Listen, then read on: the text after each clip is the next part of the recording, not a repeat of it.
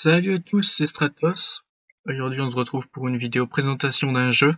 Donc, c'est un jeu internet auquel je joue depuis assez longtemps.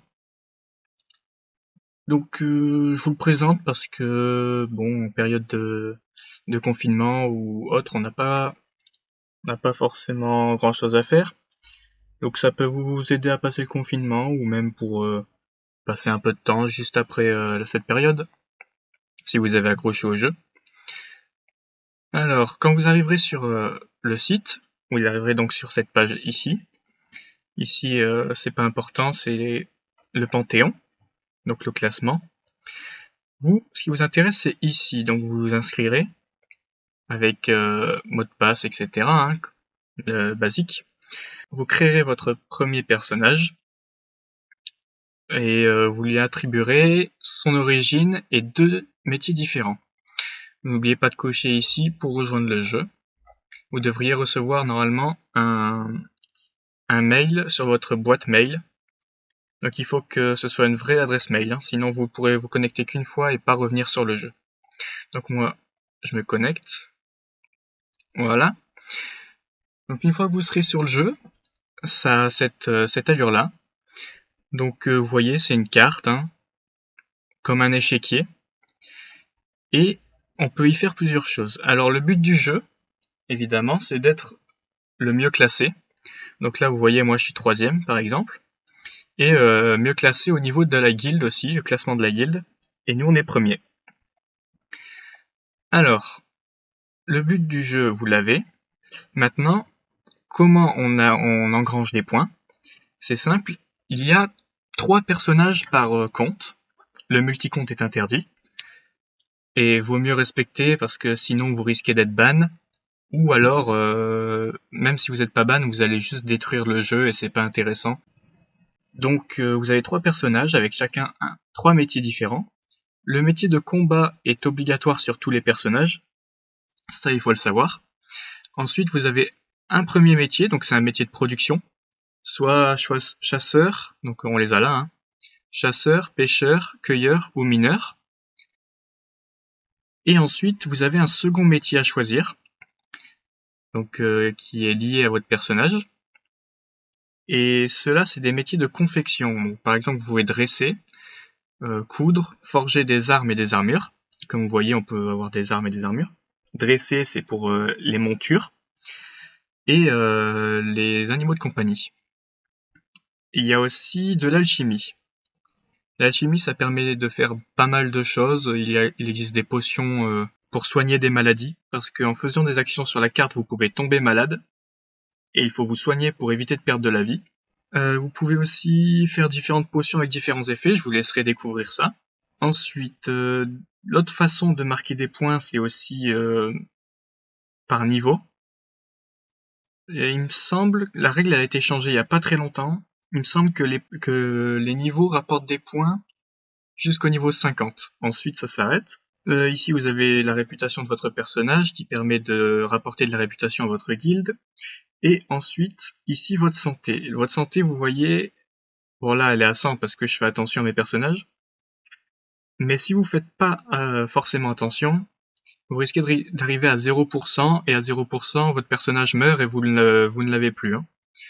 Donc il faudra en recommencer un, remonter un, etc. Ici, vous voyez qu'il a un âge. Les années du jeu s'écoulent en fonction des jours. Donc 1 an est égal 1 jour, sauf si vous débloquez un bonus de guilde, que je vais vous montrer juste après, qui vous permet de ralentir le vieillissement. Par contre, c'est pas facile à avoir forcément comme bonus. Donc voilà, on a fait le tour des personnages. Donc les actions possibles ici, vous avez différentes quêtes sur la carte. Les quêtes vertes vous permettent de gagner un peu d'or, de temps en temps quelques objets, mais aussi des points de réputation et des points de combat qui vous permettent d'entraîner votre métier. Vous avez un drapeau noir qui est la quête du dragon, donc il faut taper souvent et assez longtemps, je dois dire, le dragon, pour lui faire perdre des points de vie et le faire tomber à 0. Une fois que vous l'achevez, vous aurez une écaille de dragon, une coiffe de dragon, ainsi que des pièces d'or, il me semble. Ensuite, vous voyez un drapeau bleu ici, c'est de la contrebande. ça vous demandera des objets en échange de pièces d'or. Donc ici vous voyez, moi ça me demande des lapis-lazuli contre des pièces d'or, mais je vais pas le faire parce que j'ai besoin de lapis-lazuli et j'ai assez de pièces d'or. Et pour finir, il y a aussi les drapeaux jaunes. Donc c'est des quêtes trésors, c'est des énigmes, et une fois que vous aurez lu les 4 énigmes, donc en vous déplaçant sur le drapeau et en appuyant sur quête, ça vous donne les énigmes. Une fois que vous aurez fait ça, vous irez sur la case correspondant à la réponse de l'énigme et vous récolterez pas mal de pièces d'or qui vous permettront de faire des achats. Alors comment ça fonctionne? Vous allez dire si on peut chasser tout le temps, c'est facile, on y arrive en une journée. Mais une action demande un PA. Un PA, c'est un point d'action. Et ces points d'action, on les gagne 5 par heure. Donc c'est important de le savoir. 5 par heure, ça fait, si je dis pas de bêtises, ça doit faire 120 points d'action par jour. Donc vous voyez que la progression est limitée quand même. Vous avez toujours moyen d'en acheter avec de l'argent réel, mais honnêtement, pas grand monde le fait dans le jeu. Et ça n'a pas vraiment... Ça vous avance... Disons que ça accélère votre progression, mais c'est pas obligatoire pour être à un bon niveau. Ensuite, je vais vous parler... on va aller voir dans l'inventaire ce qui se passe. Donc c'est en plusieurs parties. Vous voyez que là, c'est la partie des armements. Ensuite, vous avez la partie des vêtements, qui vous permet de posséder des vêtements. Alors, vous voyez qu'il y a de l'état. L'état, une fois que ça arrive à 0, donc l'objet se détruit, ça veut dire qu'il est trop usé. Et dans ce cas-là, il faut en refaire ou en réacheter. Donc l'état, c'est pareil que les jours en fonction des années. Donc 10% de l'état de l'objet, c'est égal à 1 jour de jeu. Voilà. Enfin, un jour de jeu. C'est égal à 1 jour dans la vraie vie, quoi. Ensuite, vous avez les animaux. Donc là, c'est pareil, ils ont un certain âge.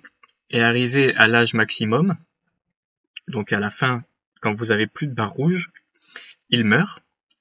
Et dans ce cas-là, c'est pareil, il faut soit en redresser, soit en racheter pour en posséder. Ensuite, vous avez des potions. Je vous laisserai découvrir les différents effets. Mais vous voyez qu'il y en a pas mal... il y a beaucoup de potions différentes. Hein. Et ici, vous avez les objets. Et là aussi, encore une fois, vous voyez... Je vous laisse mettre sur pause si vous voulez voir un peu ce qu'il y a de différent, mais c'est pas très intéressant. Vous voyez qu'il y a beaucoup d'objets différents, donc il y a de quoi faire quand même dans le jeu. Il y a de quoi passer quelques temps à s'amuser. Donc vous avez vu l'inventaire. Vous pouvez vendre vos objets, par exemple là j'ai de la viande. En chassant, si je veux vendre ici, j'appuie sur les pièces d'or. Vous ne pouvez pas fixer vos prix comme vous voulez. C'est une fourchette en fait. Vous voyez que là, la fourchette du prix dans lequel doit se faire la vente, c'est entre 14 et 26 pièces d'or. Donc vous êtes obligé de fixer votre prix unitaire entre ces deux valeurs. Et ici, vous sélectionnez la quantité et vous décidez si vous le vendez à tout le monde ou à votre guilde. Donc, commerce, vous voyez, c'est pareil. Hein. Ici, on voit les objets que les personnes ont mis en vente. Ici, leur bonus, ce que ça nous donne une fois équipé. Et ici, l'état de l'objet. Donc ici, il est à 50%. Ça veut dire que dans 5 jours, si vous n'avez pas le bonus de guilde spécifique, il sera détruit. Je vous montrerai ce que c'est le bonus de guilde, on y vient juste après. Donc c'est pareil pour tout, hein, partout. Les seules choses qui n'ont pas d'état et qui ne se détériorent pas, ce sont les potions et les objets. Donc ça, c'est à savoir. Ces deux choses ne se détériorent pas. Donc on va passer aux guildes. Donc ici, vous voyez, bon, il y a les statistiques de la guilde, ça n'a pas vraiment d'importance. Vous pouvez avoir un chef, donc là, en l'occurrence, c'est moi, mais ça pourrait être très bien une autre personne de la guilde. Vous décidez si vous recrutez ou non, ici, ça c'est important. Qu'est-ce que je voulais dire? Oui, il peut avoir jusqu'à 3 lieutenants, c'est important aussi. Les lieutenants vous aident au niveau de la diplomatie, etc. On en reviendra plus tard. Vous voyez ici, il y a des expéditions. Donc ça vous demande certains objets, donc en général des armes ou des armures ici, des vêtements ici, pas forcément des sandales ou quoi que ce soit, ça peut être autre chose, mais c'est forcément des vêtements. Ici, ce sera forcément un type d'animal qu'il faudra dresser. Et ensuite, ici, c'est assez aléatoire et ça vous demandera des objets à posséder et à mettre dans l'expédition de guilde pour pouvoir l'effectuer. Ensuite, vous voyez ici, vous devez être 3 sur la case indiquée pour valider l'expédition. Ces expéditions, pourquoi je vous en parle de cette façon, c'est qu'elles sont extrêmement importantes. C'est ce qui vous permet de débloquer des bonus à votre guilde. Donc les bonus sont ici. Et vous voyez, par exemple, donc les bonus dont je vous parlais tout à l'heure, le coffre du collectionneur, si vous le débloquez, il réduit de moitié l'usure journalière de l'armement et des vêtements. Donc au lieu de perdre 10% d'usure par jour, il n'en perdra plus que 5%. Vous voyez ici que l'esprit de la forêt permet de réduire le coût en points d'action de déplacement sur la carte. Donc c'est-à-dire qu'au lieu de passer d'une case à l'autre, imaginons si vous devez vous rendre d'un point A à un point B, et que ça vous coûte 10 PA, eh bien avec ce bonus, ça ne vous coûtera plus que 5 PA. Donc c'est un des bonus les plus importants aussi du jeu. Je vous parlais aussi tout à l'heure du ralentissement de vieillissement. Donc si vous avez le calice des dieux, vous pouvez ralentir le vieillissement du héros, de votre héros, qui est en première position dans votre équipe. Donc pour rappel, vous avez 3 héros dans votre équipe. Celui en première position vieillira moitié moins vite. Donc il lui faudra 2 jours pour prendre une année d'âge. Donc ça, c'est important à savoir. En revanche, on ne peut pas le débloquer avec les quêtes, ça. Il faudra forcément le débloquer avec la réputation. On va y revenir juste après, je vais vous expliquer comment ça fonctionne. Les expéditions vous permettent aussi d'avoir des relations avec les autres peuples, donc à savoir qu'au début vous êtes obligé d'avoir des humains. Les humains vivent 100 ans, donc ils resteront 100 jours dans votre équipe, moins l'année qu'ils auront le jour de leur recrutement.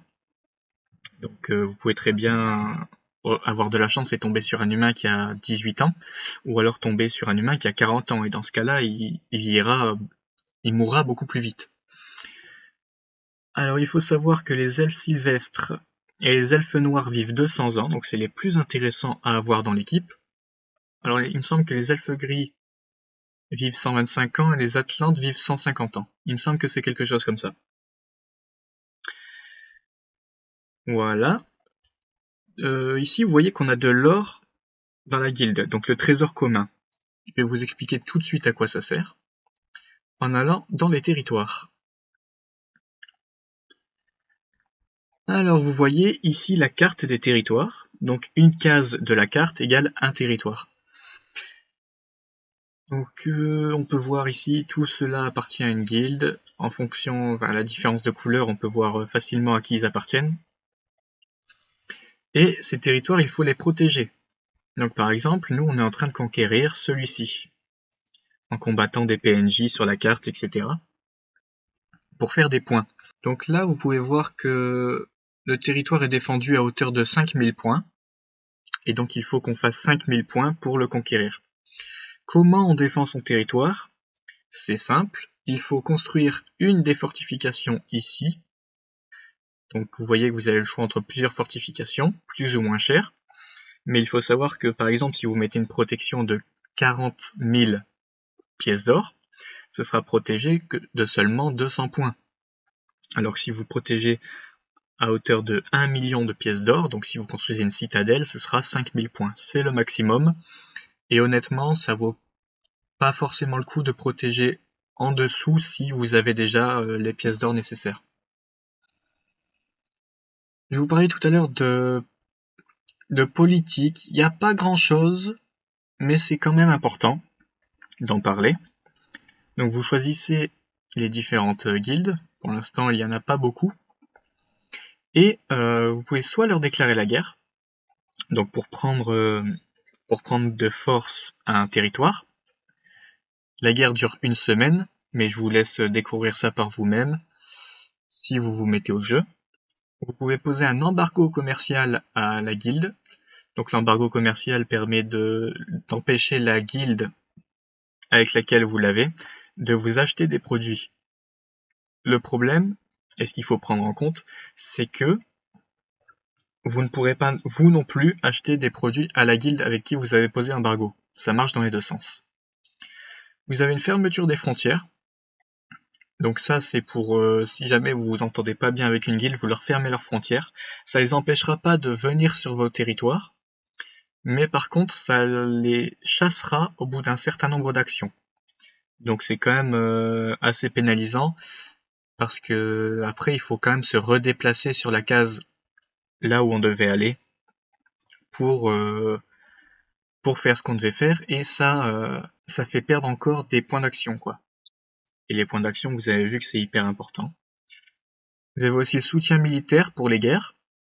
Donc vous pouvez envoyer votre soutien militaire à une guilde qui attaque ou se fait attaquer pour les aider. Je pense qu'on a fait à peu près le tour ici. Vous voyez, vous avez une messagerie pour envoyer des messages aux différents joueurs.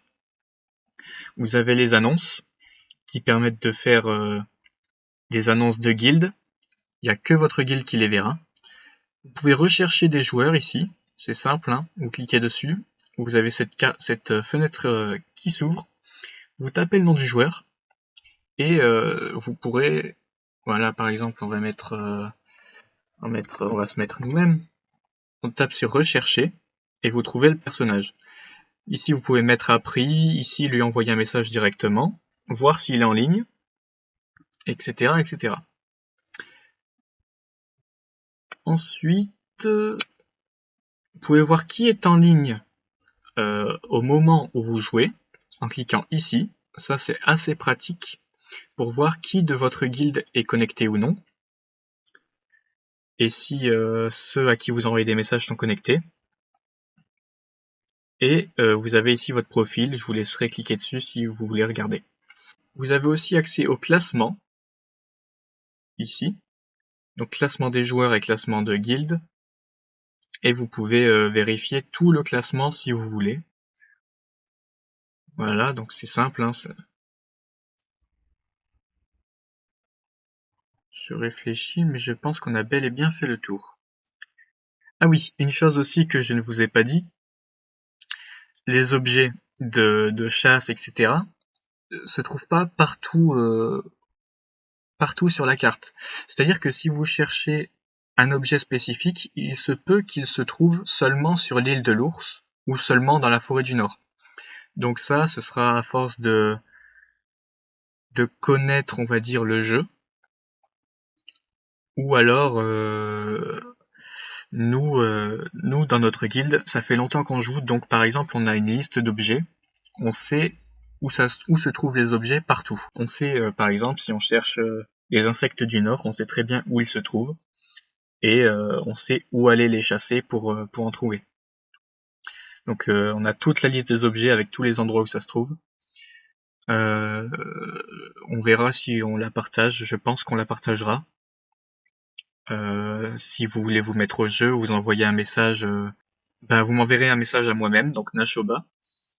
Ça évitera de déranger les autres, et je vous enverrai cette liste qui vous aidera pour vos débuts. Je pense qu'on a fait le tour. Je vous invite à mettre un pouce bleu en bas de la vidéo si vous avez apprécié, de partager si vous voulez jouer avec des amis, et je vous donne rendez-vous pour une prochaine vidéo. D'ici là, portez-vous bien, faites attention à vous, et restez chez vous. C'est important. On le dit pas juste pour vous embêter. Et à la prochaine. Allez, ciao!